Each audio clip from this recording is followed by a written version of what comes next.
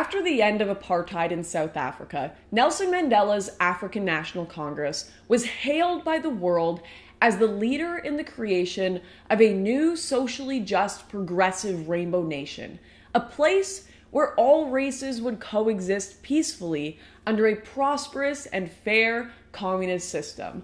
But in recent years, we haven't heard much of this idyllic, progressive Garden of Eden at all. In fact, the international press doesn't speak of South Africa's political situation very much at all. And when they do, the stories stand in stark contrast to the idea of a rainbow nation. My conversation with farmers and many of the country's white minority made South Africa seem like a nation on the verge of total collapse. So I decided I would try to at least have a conversation with a representative of the ANC in an attempt to understand what they believe is going on. Thabo Mokoena is a man that I've been advised is a powerful force within the ANC. Mokoena is a member of the party's provincial executive committee, has been responsible for the running of South Africa's municipalities, and has been granted multi-million rand contracts by the government in Johannesburg. Here were his thoughts on the current state of the nation. In the past 20 years, we've done very well to try and, build that vision of a rainbow nation, build the economy of our country, compete internationally on businesses, on sports, on culture.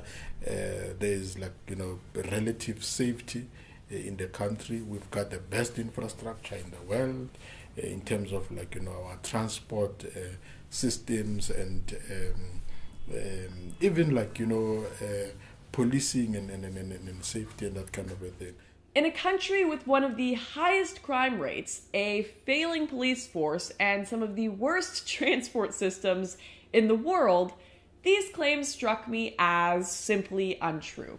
I was getting the sense that Thabo was giving me a government-sanctioned version of the truth.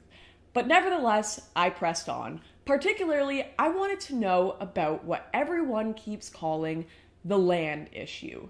That being the expropriation or redistribution of land from white farmers to the black population, something all of the country's major parties have promised to do.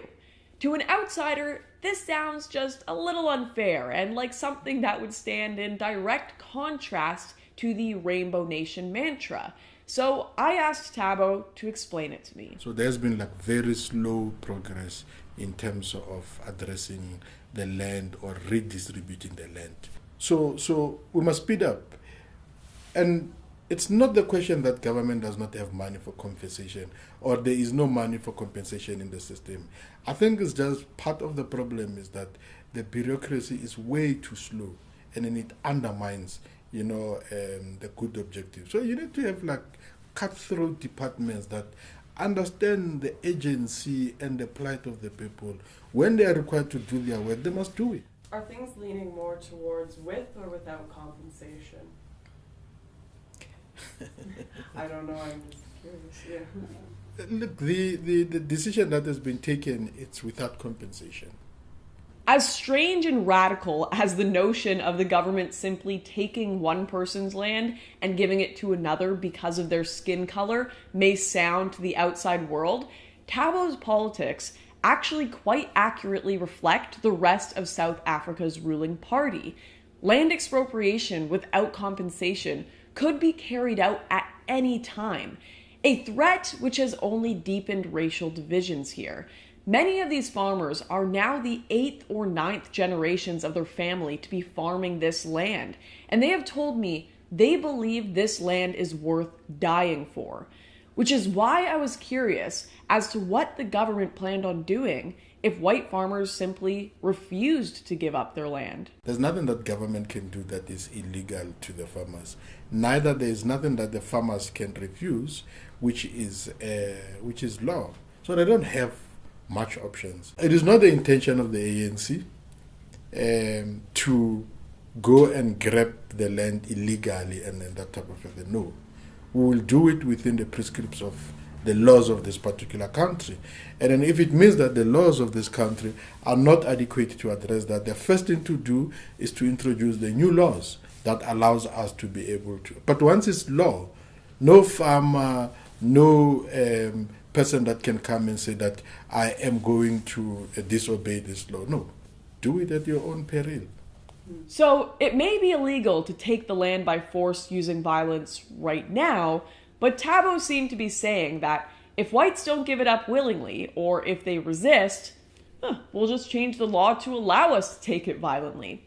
This answer took me by surprise, considering the ANC has done a pretty good job of keeping up appearances. But it seems their politics have strayed further from the Rainbow Nation mantra over the years, as their rhetoric more closely mirrors extremist groups like Black First, Land First, who proudly tout the line, land or death, by which they're referring to the death of white farmers. Black people have been patient enough. We are of the view that we have to fight in order to attain freedom as the black majority in this country. And the fight has to be located in taking back the land and expropriating back into the people, in seizing the means of production and expropriating everything, or rather redistributing everything equally. And a society that would embody a value system that puts black people first will have to be attained through confrontation, unfortunately, because our people have waited for so long, right?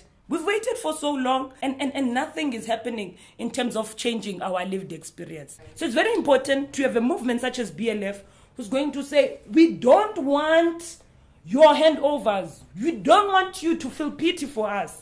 We are coming for you and we are going to get everything that you own. It's ours. Talking to South Africa's black political class, it's quite clear that the image of the Rainbow Nation we have been sold doesn't quite live up to its promise. In fact, many of the predictions about expropriation of land and civil unrest I heard from rural white farmers are actually echoes of promises spilling from the mouths of the politicians themselves. The question of war in this country is inevitable. It's definitely coming. We are going to fight. There's only one logical conclusion here. If things continue the way the ruling government, the activists, and the media are pushing them, and without a major change in the political establishment or serious intervention from Western media and charity, South Africa could very well be looking at a bloody future that will only culminate in almost unimaginable problems for the country. Thank you so much for watching this video. I just wanted to let you know that this is actually just a short clip from a much larger documentary project I'm working on called Farmlands.